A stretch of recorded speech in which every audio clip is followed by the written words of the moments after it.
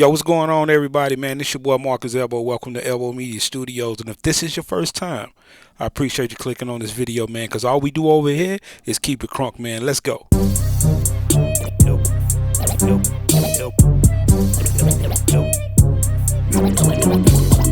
Elbow Media Studio.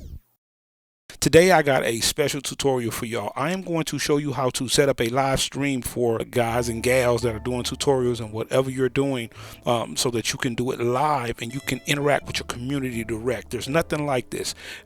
Streaming has been around for a long time. I know you probably have watched streaming videos and you're very interested. That's why you clicked on this video, and how to do that, how to get in contact with, or how to interact with your community live and direct. So I'm going to show you how to do that today. You're sitting at my stream desk right here.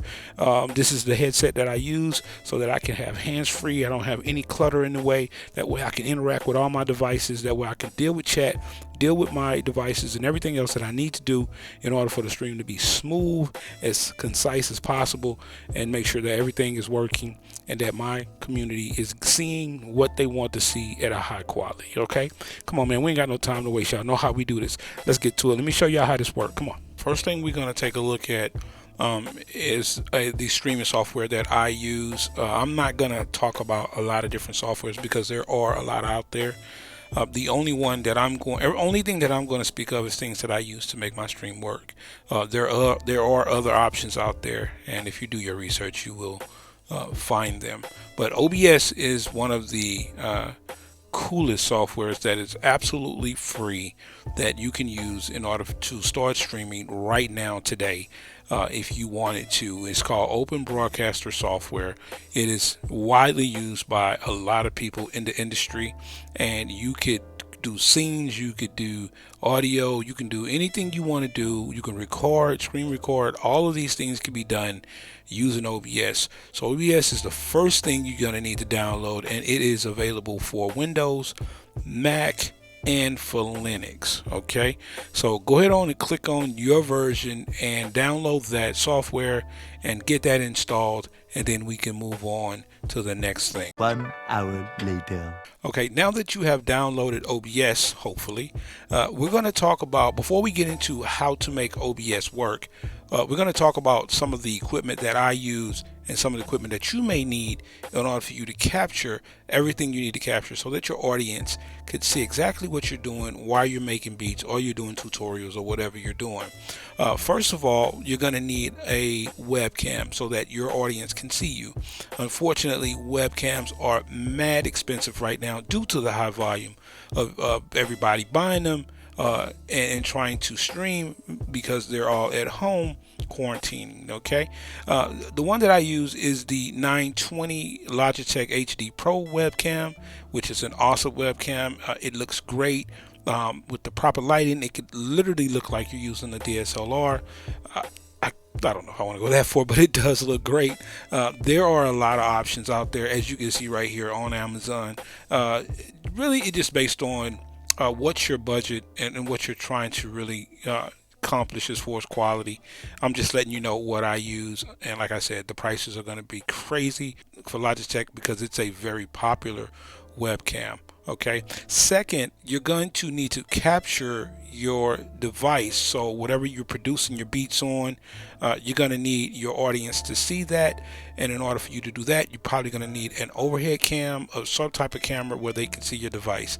I currently use the Rebel SL2 Canon EOS camera to capture my overhead shots so that everyone could see my iPad clearly and see exactly what I'm doing, so that they can follow along, or they can enjoy me making the beat visually, and they could, really enjoy the stream. So this is definitely what I'm using. Again, this is just the equipment that I use. There are a lot of DSLR cameras out there.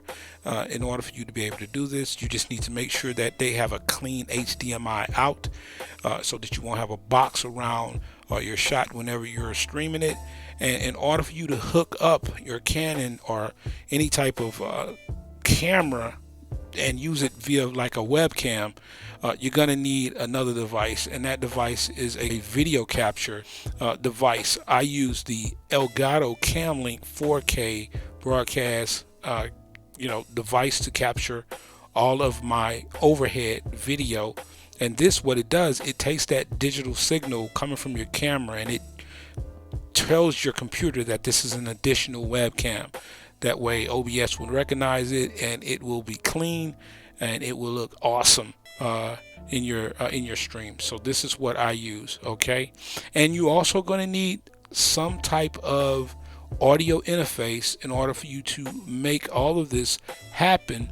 And I don't use the Scarlett 4x4 or 4i4, whatever you want to call it, but just for the sake of price, what you need to be concentrating on, what's your main goal here though, is to ensure that you have a few different ways, a few different inputs, so that your audience can hear your device, which is your iPad, and your microphone, which is coming into audio interface you're using. And as you can see, has two input options, or maybe even four. I think that's why they may call it the 4.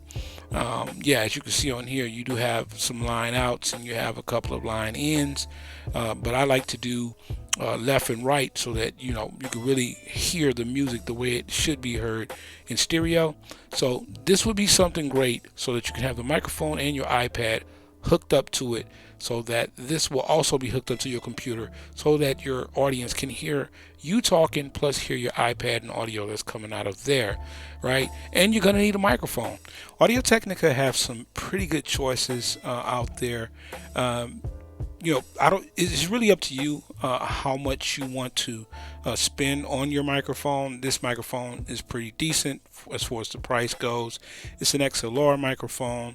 You could hook this up and you will be ready to rock and roll. You may need to get you a boom stand or some type of stand to hold the microphone, but yeah, you can do that. Now I use a headset microphone with an XLR connection on it, but those headsets are very expensive, so I don't really want to get into that because I don't know if you want to really spend that much money, but it's really up to you. Just as long as you have something that's an XLR, you can do your research on what type of microphone you really want to use, but just make sure that it's an XLR microphone. Okay, so now that you have seen the equipment that you're going to need in order for you to make your stream look awesome and great for your audience, let's go ahead and delve into OBS and see exactly what we need in order for us to make this happen. All right, so I'm going to slide OBS over, and don't be confused by what you're seeing as far as this window effect. That is just because I am recording this so that you can see, and I am recording the desktop so that I can talk to you about some of the options or some of the things you need to do in order for you to set up your scenes in order for this to work correctly.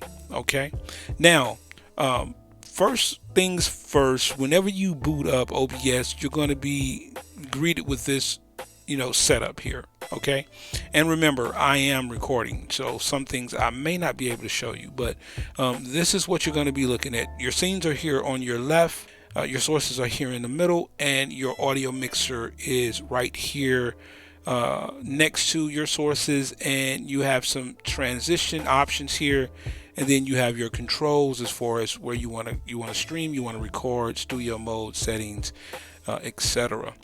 First things first, you want to try to start setting up your scenes, and as you can see here, I have stream setup number 2, and I have a display capture so that you can see me showing you some of these settings and options, and then I have an audio capture so that you could hear me inside of the software, and I could you can hear me talking, right? The way that you set up a scene is very, very simple. When you first click on it, if you wanted to add a source like an overhead camera or anything else, all you have to do is click on this plus sign here. And when you click on that plus sign, it will ask you what type of source do you want to add. Let's say if I want to add my overhead camera. Okay, so first thing I'm gonna do is I'm gonna go to video capture device, and I am going to look for my overhead camera, which I already have as existing, or if I want to name it, and I go overhead, right, and I can just click on OK, and then it's going to ask me, where is this device located? Is it the webcam, or is it your Canon, or whatever? And it's going to be my Canon webcam, or it could be, you know, my Logitech webcam, right? Okay, so if we click on the webcam and I go okay, and there it goes. Okay, now, you know, we got that poured in, and remember, this is just how it would be if you were, you know, setting up your entire scene. I could squeeze that down into the right hand corner there, and you got to excuse me, I'm looking up because that's where my monitor is located, unfortunately, right? And once you have that set up, you can actually start setting up everything else. If you want to set up your overhead cam, and of course I am going to go back to video capture, I am going to go to overhead cam, I'm gonna hit OK, and my overhead cam is now in, as you can see right here. And then if I wanted to bring my camera in, you could also see that if I just move it above that. Okay, and essentially this is how you will start to set up scenes inside of OBS. And if I want to bring in my Elbow Media logo, I can do that as well by hitting on the plus sign again. I'm not sure if you could see that, but if I go to image and then I look for where that image is located, which I've already got it, I can push logo and then bring it in, and then I can actually resize that logo without grabbing everything. And then I can bring that logo right here, there. And then I can also bring in my social media plugs, my social media logos, the same way by clicking on image, clicking on add existing, clicking on social, and bring that in as well. And we'll shrink that down. And then I could take that and bring that and put it right here at the top. Okay, just like I normally set this up. Okay, and that is essentially how you start to set up scenes inside of OBS. And if I go back and I get rid of the overhead cam, which will bring you back, let's just get rid of some of the logos as well, right? And now we don't need the other camera is either, so let's get rid of that too. Okay, so now that we're back to the desktop so that you can see exactly what I'm doing, if you want to change scenes, all you have to do is click over here and you will start to change scenes inside of OBS. And you can do this while you're streaming, which is so awesome. Just like running your own broadcast, it is pretty cool. And if I just click on that, you will see right here I have one scene here, then I have the lower cam scene that you're used to looking at, and we can just pop through and we can just keep going. As you can see, different things happening here. So that's what's so cool about OBS. Okay, let's get back to setup scene. Okay, all right, so let's look at some of the settings real quick so you will know exactly what you need in order for you to make that happen. We're going to go to settings real quick. And when we pop on settings, I'm just going to show you, I'm not an expert at OBS by no stretch of the imagination. I'm not an expert, but I'm going to show you some of the settings that I use to make everything happen for my stream. If we go into my stream, right here is my personal key that I use for YouTube. And you can get this from YouTube. It will pop up inside of your live settings. If you click on the live button on YouTube, you will be able to see that without a problem. That is easy to find.